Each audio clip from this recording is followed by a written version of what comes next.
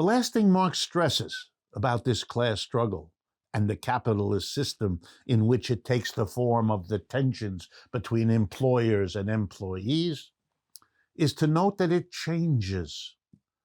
Class structures of any kind have always changed. You know, the class structure of slavery, the master and the slave, have very similar problems. Those are two classes. The master wasn't accountable to the slaves, and the slave was the property of the master.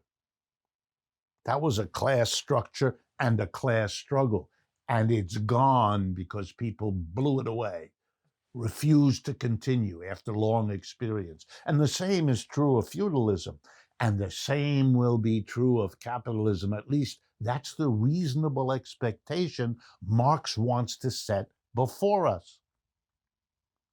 Another implication of Marx's analysis, one that he didn't have the time to work out because he died at a relatively young age, was the fact that if the state takes over, which in some societies it has, partly or completely, that may not change all that much. If the state continues to organize enterprises and workplaces in the form of a tiny group of people making all the decisions sitting at the top, at the employer, and a mass of people who are in the employee position, it will not matter all that much that it's a state enterprise as opposed to a private one, because it hasn't gotten away from the contradiction, the conflict, the struggle, the class struggle, because it hasn't done away with the class difference, with the class structure of production.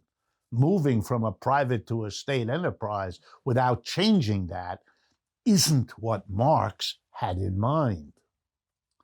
And here Marx becomes a philosopher again, which is how he started as a young man. Everything he says suggests its opposite. The history of the human race, when it went through its slavery phase, its feudalism phase, and now its capitalism phase, always with a class structure and class struggle. A small group, masters, feudal lords, employers in capitalism, and a large group, slaves, serfs, employees. Each of those gives people the idea that things could be other than they are. And you know what the other is?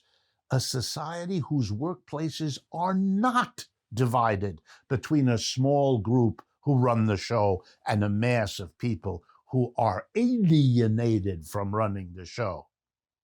It doesn't have to. Your being stuck in that position is what gives you the imaginary alternative.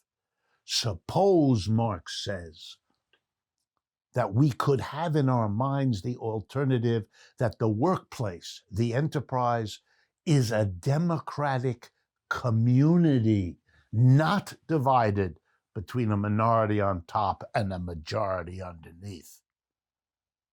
And we have a name for that, don't we? And you know it from this program. It's a worker cooperative. It's a situation where one person, one vote, we all decide together, democratically, what to produce, how to produce, where to produce, and what to do with the output. We are no longer alienated because it's ours, and we run it, and we have the vested interest, and we will have initiative and inventive because we will be the beneficiaries, all of us, of whatever each of us contributes.